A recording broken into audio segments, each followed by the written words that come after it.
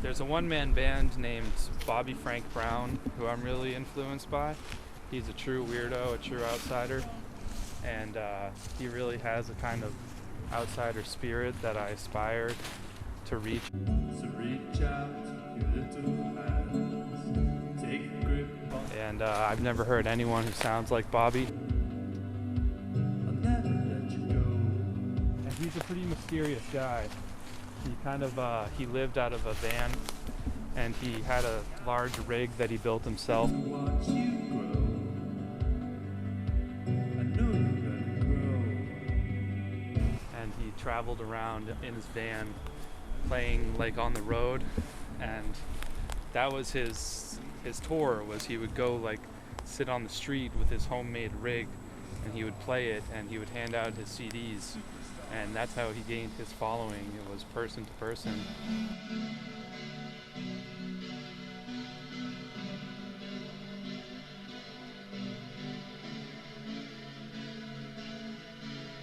There's only one thing in life that's gonna hold you guys back, and that is yourself. Don't let anyone ever tell you otherwise. Everyone's got a superstar inside of them. So like 80s and 90s that I find my music is more informed by. But I don't like to rely too heavily on the past for my music, because I like there to be, I like to have a progressive nature in my music as well. Yeah, that's what you are. You're a legend to me. So I think to just mimic like sounds of the past, I think is a little stale. I think you have to be informed. When I wrote some of my most popular music, I was listening to a lot of Joy Division, definitely. Ian Curtis's plight. It's a fascinating story to me. And I like Orchestral Maneuvers in the Dark. They're a really good band. OMD. There's some of my releases kind of like deal with the concept of decay. An album I put out recently is called Junk. With that album, I created it entirely out of samples from these tapes that I found archived online that were played in Kmart's. As a tape plays for a month straight, it starts to wither away and decay. And I kind of like that gritty sound that comes from the tape decay. This is see over here, there's a all this overgrown part over here. There used to be a big house here back in the day. You'll see the pond is over there. This is essentially where Isaac Magoon's Dreamland used to be. This place is really historic. I grew up just down the road from here, and this is called Magoon's Pond.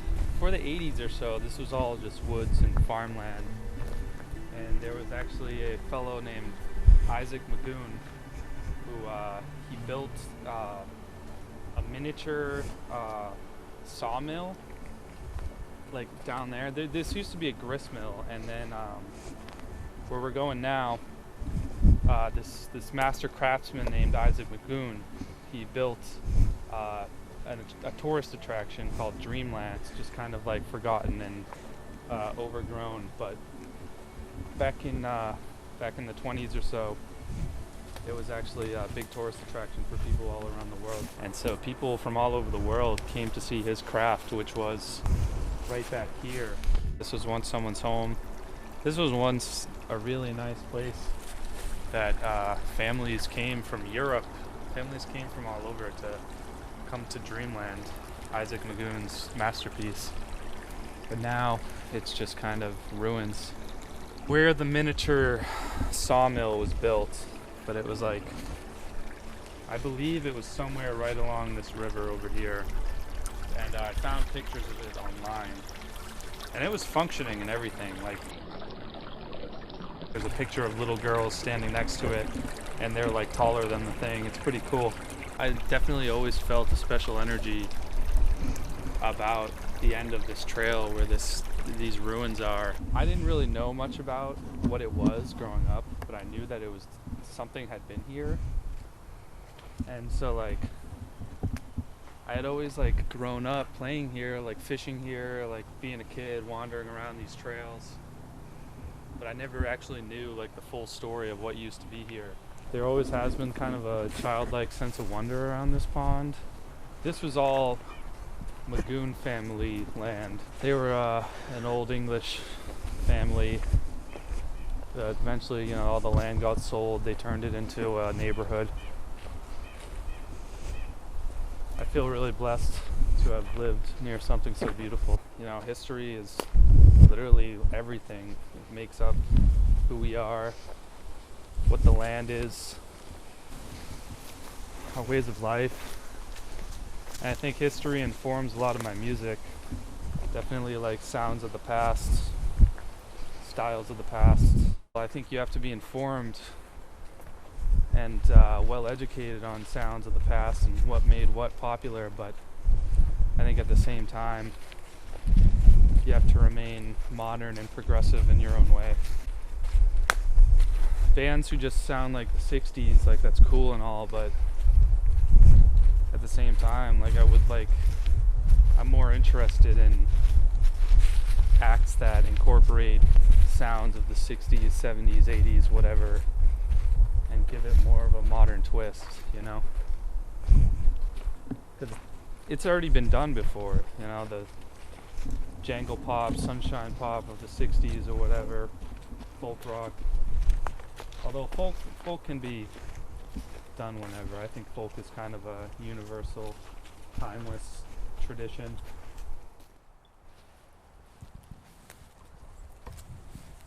This is awesome. It's cool. So much stuff. Now we're all this old debris here, yeah. My name is Robbie Dean Rhodes, or Robbie Rhodes, depending on what you want to call me. And where are you from? I'm from right here. We're in Marshfield, Massachusetts, a little sleepy coastal town about halfway between Cape Cod and Boston. How did you start making music? That's a tough question. I mean, I was drumming when I was young. I was a drummer, and I guess my current phase of music started through me downloading Fruity Loops free demo on my old HP laptop and just messing around with free beat software. It's essentially how I got where I am now. What are your influences? I know we talked about that a little bit, but maybe some of your current influences. Yeah, influences. I'm just a big fan of like one-man band type deals. Like I've always been a fan of the DIY aesthetic and people who, various strange characters who just decide to take all the aspects of music production into their own hands, from songwriting to beat making to mixing, recording, all of that. I kind of like the idea of doing it all on your own. Yeah, that's the best. If you can collab with any musician, dead or alive, who would you collaborate with? I don't know. It'd be cool to go to the 1980s and write music with Robert Smith from The Cure. I guess he's one of my major influences, so I think I would like to make music with Robert Smith circa 1985 or something. That would be really awesome. That's really cool. Is there a favorite show you've played or a venue you really love? I think my favorite show I played was 2019 at the Dorchester Art Project, which is it's a great DIY run venue in Dorchester, Massachusetts, neighborhood of Boston. And that show was with Targus, a fellow great act that I am a part of, and a band from Brooklyn called OO Ecstasy, who's no longer together, rest in peace. But that show was really awesome because the leader of OO Ecstasy was my friend Peter, who I had became close to through online internet forums. And we had been friends for a bit, and he lived in Brooklyn, I lived in Boston. And then I communicated with him and got him to come out here with his band and play a show in Boston. So him and his band came up from Brooklyn, and we played the show that I set up at the Dorchester Art Project. And a lot of people came out to that one, and everyone was dancing, and it was just a really good time. That's so cool because that's how we met. You reached out to Yeah, me yeah. to play a show. Right, I reached out to OrangePeelMystic, a long-time artist I've been a fan of, and wanted to set up a show, and that's what happened at the Middle East the other week. I think you're really great in that DIY aesthetic where you take it into your hands to also put shows together too. Right. So thanks for being like that, because Yeah, it's I mean, really amazing quality you have like right now. yeah, I don't set up that many shows, but when I set them up, I like them to be like really special shows. Yeah, just get people out, have a good Yeah. time. Gotta know how to put on an event. Can't make people pay and then just have them regret coming out. I like to really put together a good bill and make sure that everyone has a good time. What advice would you give to aspiring artists? I would just say don't be nervous.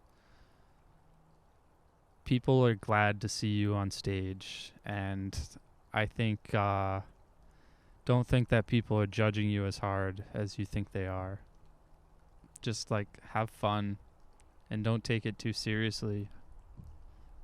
That's really good advice. So Yeah. Thank you so much. What's your favorite fruit? My favorite fruit, I would have to say blueberries. They're very easy to put in various foods. I like to make yogurt parfaits or smoothies with blueberries. So yeah, I just find myself eating a lot of blueberries or bananas, because they're all pretty awesome. I mean, I don't think there's a fruit I dislike. Maybe apricots I'm not that big into. What is that? They just don't really excite me. That's awesome. Oranges are great though. Yeah. Yes. Shout out to oranges. Yes, oranges are great. Do you have a defining moment or turning point in your music journey? I would say it was probably the first time I played live, because the first time I played all my own music live. I think it was my first show was at Alchemy, a club in Providence. And before that, I mean, most of what I had done performing was DJing, in which I would throw in some of my own tracks, but I would also just DJ other people's music, because, that's what DJs do. But the first time I played a full set of my own songs and I sang, I think that was the defining moment, because it's really like DJing is fun and all, but I think going up and playing your own creations to a room full of people listening and watching you, the first time you do it, it's just so insane. So I'd say Alchemy in 2018 was the turning point where I realized okay, I can do this. This music's not a pile of crap. People actually will go and dance to this and listen to me. So it's that was a crazy turning point, I think. I couldn't agree with you more. What is your dream tour? World tour would be awesome. Going to other countries. I've never been outside of the US and Canada and Mexico. So I mean, to go to South America, Australia, Japan, China. Actually, I don't know if China would let me play, but I would love to tour the world. So if anyone in any countries wants to have me come play there, and bookers, please get in touch with me. I mean, I got some homies in Austria, but yeah, I need more connections from overseas for sure, for when that world tour comes around. What do you do outside of music? Outside of music, I work as an AV tech, audiovisual, and that's a trade I kind of picked up while I was going to school at Rhode Island College in Providence, Rhode Island. And I feel like a lot of people in that field are also involved in music. It's audio and visuals, so I do video tech as well. And I think it just works out very well for me because I like doing video and I like doing sound and my own music production. So I learn about concepts through doing AV that I then can take to apply to my music production, which is pretty cool, you know? That's So so amazing. it's all related, yeah. Must be on top of kind of what's going on, you know? Yeah. For sure. Like I've worked with some really great audio techs who are older and more experienced than me, and they've taught me things like about doing live sound that I then took, and when I'm mixing my own music, I can like remember these little things and apply it to even my own music mixing and production, which I do all myself now. So it's all related. Live sound, studio sound, it's all related. Cool. How has your sound changed or evolved over time? I mean, I think over the years I've definitely managed to stay experimental, but I've also learned more about crafting pop songs. But I mean, well, that's tough because, you know, back in the day, my first music that I was making on like FL Studios. It was like, you know, I was kind of listening to like just like instrumental stuff, like Boards of Canada, Aphex Twin, Flying Lotus. I was really into all that stuff, like IDM or whatever. But I kind of just, you know, songwriting is what really has spoken to me throughout the years. So I feel like I wasn't truly satisfied with what I was making just instrumentally. So that's when I like really got into songwriting, writing lyrics and singing in like 2016, 2017. So that was a big evolutionary step. Yeah, and since then, you know, I've put out like various projects of different sounds, so I think I've definitely managed to keep my experimental side intact while also writing pop songs. Where did your artist name come from, if you want to talk about that? Yeah, my first artist name was DJ Greywolf. That was a long time ago, when I really didn't know what I was doing. I was like in high school still. When I was DJ Greywolf, I kind of just liked wolves, and you know, I thought I called myself a DJ. And then I was DJ Rhodeski. My last name is Rhodes, so I don't know. It kind of just had a good ring to it, like Rhodeski. But like, I don't know. People would always pronounce it Rhodeski, or like ask me if I like to ski. Which I mean, skiing is fun, but I'm not particularly a skier. I also have side projects. My main side project is under the name Mutual Descent. And that name kind of comes from like the idea of like not accepting like one way of life, one ideology, left brain, right politics, left politics, you know, yin and yang, kind of breaking away, dissenting from both right and left mutually. And so that's kind of how the name Mutual Descent came out. And I think people really like that name, so I've kind of stuck with using that name for my more like left field side projects. So yeah, I'm Robbie Dean Rhodes as well as Mutual Descent. You know, Mutual Descent has got a following too. It's its own entity outside of Robbie Dean Rhodes. I'm very thankful to live in the state of Massachusetts and live around the great city of Boston, which has such a thriving art scene, thriving music scene. I've always been enthralled with I've always been inspired by New England music. I mean, there's so many legendary artists from around these parts. Like my uncle used to play in the Boston post-punk scene. His band was good friends with Mission of Burma. They're like a legendary post-punk group from Boston. And yeah, they're still friends with Mission of Burma. And, you know, that scene inspired the Pixies. who are like one of my favorite bands ever, you know, and like there's so many other groups from out here that I admire so much, like Black Dice from Providence. The Receiving End of Sirens was my favorite band growing up from Quincy. OrangePeelMystic is so awesome. Targus. What? Lucy, Cooper Be Handy is awesome. You know, there's just like, I feel blessed to be able to create music in such a great state, great environment for it. Thank you for doing it. You know, you can go on my Bandcamp and find my recordings. I have about 9 releases up there, and I'm doing a special deal for $20 to buy the whole discography. It's a pretty good deal.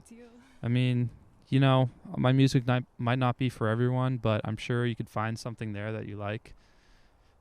So, you know, my latest full-length album is called All American Superstar. I think that's like the most accessible release Really out good. there. So I'd say give that one a listen. If you like that, then listen to For Sale, which was my first full-length album, which came out of kind of a dark period in my life. It's quite darker than All American Superstar. All American Superstar came from a more positive place of light and accepting oneself and their roots and their history, whereas like For Sale was kind of born out of existential dread, capitalist dread, all that, you know. So they're 2 very different albums, but those are my 2 biggest pop efforts. So I'd say if you want to check out my music, listen to All American Superstar, and then listen to For Sale. And if you like those 2, then there's like 7 more releases that you can check out as well. On my Instagram is Rhodeski, Rhodeski. I still have that name from like 2013 or so. Yeah, and then on Facebook and YouTube, SoundCloud, and Bandcamp, I'm Robbie Dean Rhodes, Robbie Dean Rhodes. You can find me robbiedeanrhodes.bandcamp.com. That's where the most of my music is found, so I would check that out. And, you know, SoundCloud, I need to still upload a lot to SoundCloud, but I've got a decent amount up there. And yeah, just keep following me for the future, because definitely still gonna keep banging out music. Yeah, I feel like a rebirth of Yeah. energy happening right now. Yeah, there Especially this interview. definitely is a rebirth of energy. There's some crazy birds flying over us right now. It's a great place over here. We're at Magoon Pond in Marshfield, Massachusetts. Very historical spot. This area was founded by like offshoots of the Pilgrims who were in Plymouth, which is just like a few miles south of here. So this place got colonized like a long time ago, and all this was actually plowed down. This was all farmland at one point, but now it's back to being woods again, which is better. I like it this way. Shouts out to Dave Holmes, aka Targus. Very inspirational artist to me and to many others. He's got a lot of music on Bandcamp as well. Targus.bandcamp.com. That's Targus. Go listen to him. He's a very great songwriter, influential artist to me. And yeah, shout out to Year of the Clam as well. Some of my good friends, great songwriters, Sean James Sweeney and Ingrid Jin as well. They're really great too. And of course their drummer Jordan Carlson, he's awesome. So go check out Targus and Year of the Clam. Great bands. Shout out to OrangePeelMystic, another great act. Woohoo. Excited to see more shows in the future. And more shows together. Yep, and more shows together, of course. So yeah, we may see a flourishing music scene again someday. Yes. It's not Absolutely. totally back yet. We're kind of still in the rough patch. There's not much we can do about it. But you know, we just got to keep pushing on and keep making music, cuz I think until humanity has collapsed, there still will be room for music to flourish and grow. I think music, it's one of the oldest forms of craft out there. There are probably, cavemen banging stones together, making a rhythm back in the BC days. So I feel blessed to carry on those types of traditions. Even if I'm not the greatest, I still feel blessed to be a part of it. I feel blessed that people have even taken the time to listen to me. Sometimes I'm like, why should anyone listen to me? Like, what do I have to say? Why does my voice matter? So I feel really lucky to have been able to, go play the Middle East, go play Dorchester Art Project, AS220 in Providence. It's really great that I've been given opportunities to go present myself on stage like that. I also shout out to my friend Edward Fowler. We connected via the internet as well. He's another outsider artist, makes noise and cool free jam stuff. And we met on the site collectedanimals.org, which was an animal collective fan club or fan forum, whatever.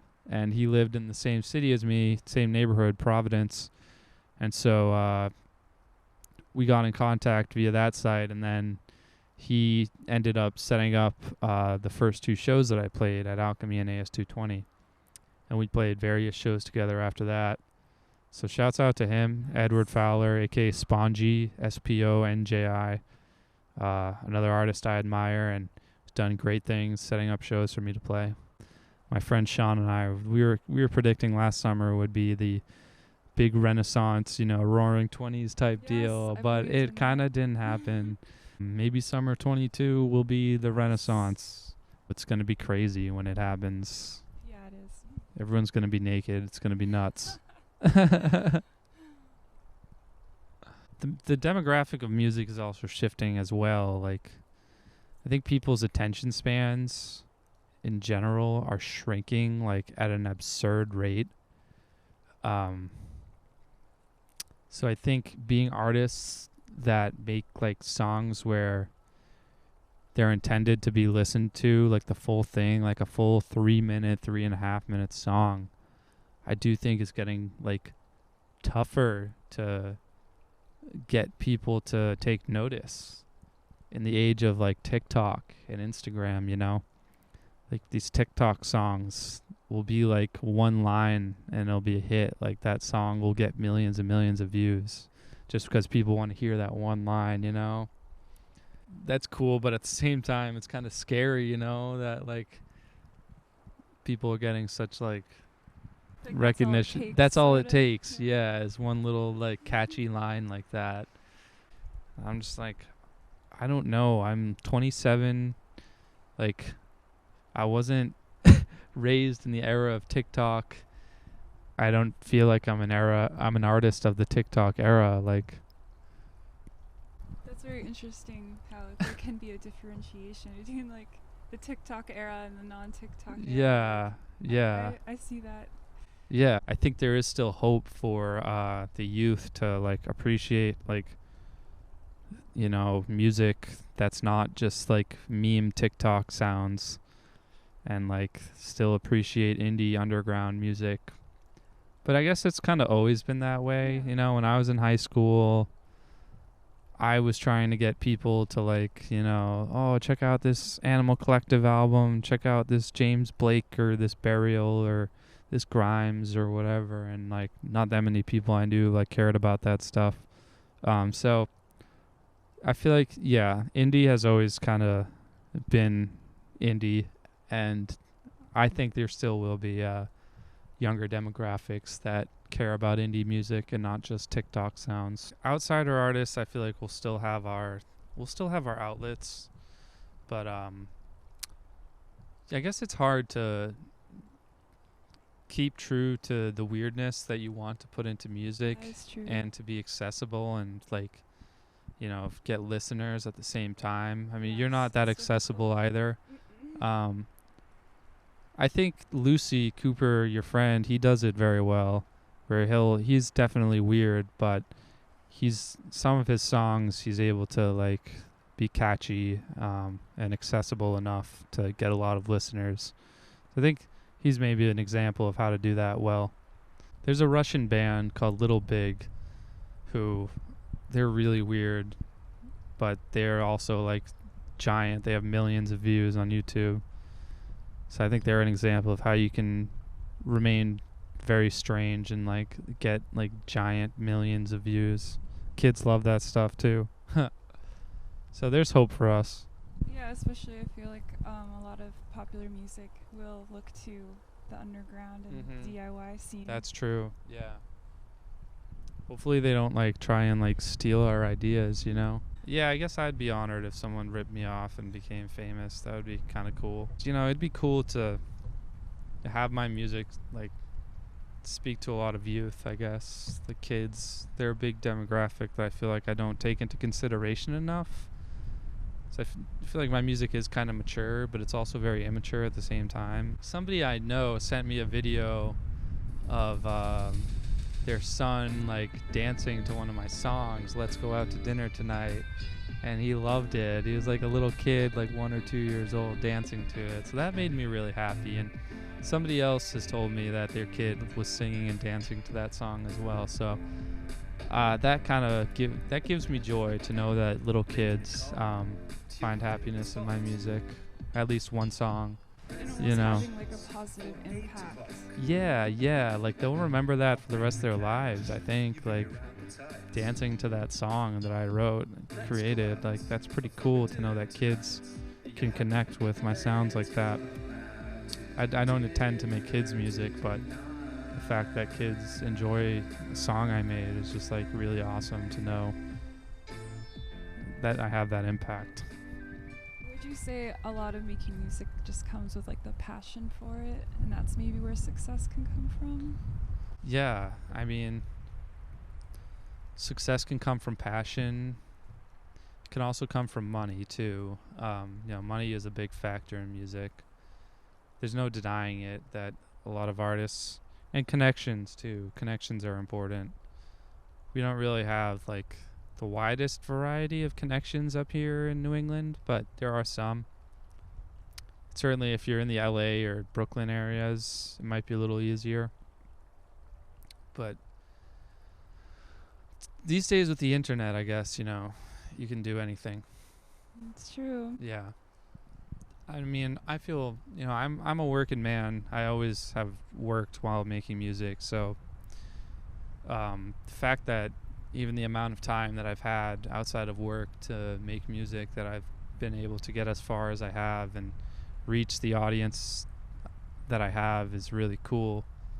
Like, I've got people from across the country and stuff that are fans of my music, so that's really awesome. That is really awesome. To know that like people in other parts of the country like listen to me.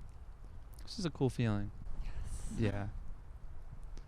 Like I've sent out CDs to like Tennessee, Texas, California, Oklahoma, Illinois,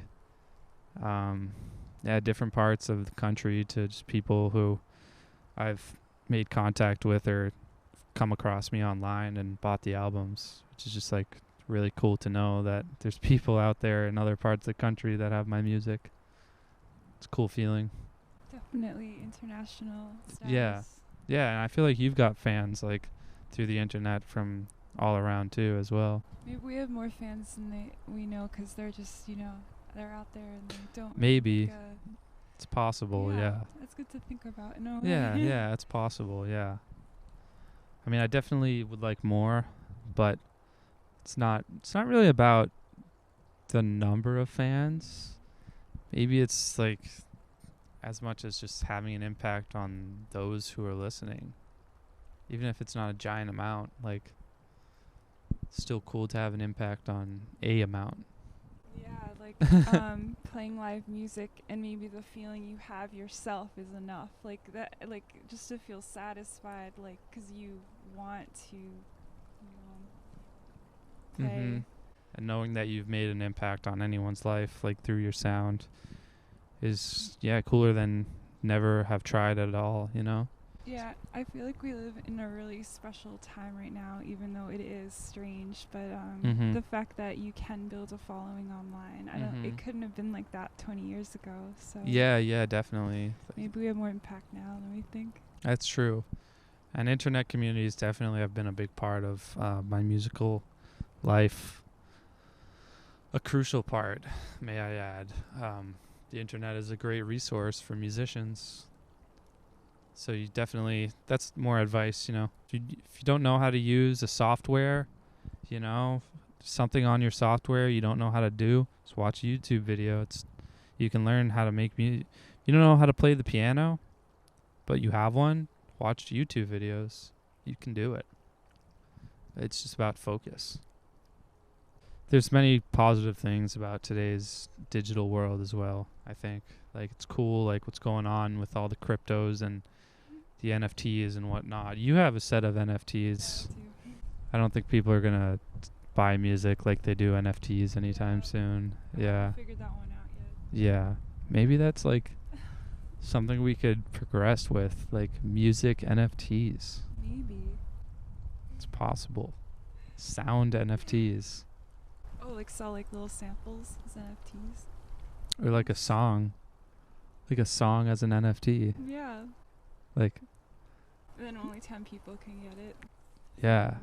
Yeah. Yeah, that works. I thought the metaverse was just like, that world that you go into with like VR, but it's more than that. It's more than that. Yeah. People are buying property in the metaverse. Yes. Yeah. It's going to be like you use Bitcoin or Ethereum to like buy a house in the metaverse. Yep. Or a Pretty yacht. crazy. Yeah, or a yacht. Yeah. I don't understand it, but hey, it's 2021, almost 2022. Maybe one day, like if you die, you can take a brain chip out and put it in that metaverse, and you live in that house forever. That'd be pretty cool. Yeah, I don't maybe know. like metaverse will like absorb like your personality through your interactions in it. And then once you're dead, That's probably true. they'll be able to just emulate you so your friends can hang out with you. Yep. I think you're right on. I really think so. It's creepy. Is it? Yeah, it is. It's kind of beautiful and creepy. Yeah. At Yeah. the same time. Wow. Strange Like, world. Where will we be in 10 years? Where will we be in 20 years? It's crazy to think about. I don't really want to know. Yeah. I mean, we're not flying around yet. In our Not own yet. It would be hard to cars. regulate the airspace Yes. if everyone was flying around. Can't like build like lines like you can on the No. street.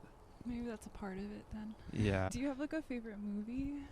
Oh, my favorite movie, God. Or like some movies you really like? When I was younger, I always liked Sergio Leone's Once Upon a Time in America, the original cut. That film, very underrated, because Leone, Italian director, made this masterpiece of a film, but could be viewed as slightly confusing because the events aren't exactly linear, and the studio that put it out, they saw it and they thought it was too confusing for audiences, and so they cut it and made it all linear, and it like wasn't as good of a film because the studio thought the original version was too confusing, and so they cut it and they butchered the film, and so the original one never really got the widespread recognition it should have. But later the director's cut came out, and I think that was my favorite film for a long time, was Once Upon a Time in America. But also I'm a big film buff. Andrei Rublev, it's a Russian film by Tarkovsky that I guess is now what I would say my favorite film is. It's about a Russian iconolist. He paints icons like Jesus, old like church paintings basically in Russia, and it's a really long movie, but I think it's really deep, and it speaks a lot about the human soul and creation and religion and government and art and the spirit and like love. Like it's all there, and it's like so masterfully done that I just think Andrei Rublev is possibly the greatest film ever made. But it's like 3.5 hours long, and it's black and white in Russian, so Wow. it's not the most accessible film. You definitely have to have the attention span to get through it, but if you can like focus in and actually absorb the whole of that film, it's just like I saw it in theaters at a screening once, and like I wanted to cry at the end. Like I pretty much was crying at the end of it. Just 'cause the ending is like so beautiful because it's based on a real painter who was alive in like the medieval ages. That's when it takes place, and like the whole film's about his life and all the pain that he went through, all the hardships that he went through. And then like at the end they cut to like it cuts into color at the very last scene, and it shows like images of his real paintings, like the real life paintings Wow, that he that's created cool. in the medieval times. So it's just like you just watch this brilliant film about this man who it seems too like mystical to have even been real. Like he's like not a real person, but then like it cuts to his real creations at the end of the film, and just like kind of like speaks a lot to the power of art and like Yes. how eternal it is. Art really is eternal. Like his paintings still exist today. Do you believe in past lives That or future lives? you're talking about like concepts of reincarnation. Yeah. I think it's very possible. Maybe you have part of that history in you. Oh, I don't know about that. Maybe. I'm not Russian, but yeah, it's possible. I mean, I think we're a combination of past lives from our ancestors. I think there's a point where science and spirit kind of intertwine. It's inevitable that, parts of each ancestor's spirit gets passed on. I think it's more realistic than like the fact that I am someone else from a past life. I understand you. I think we're combinations of the people who came before us. We all have ancestors. That's one thing that we all have in common.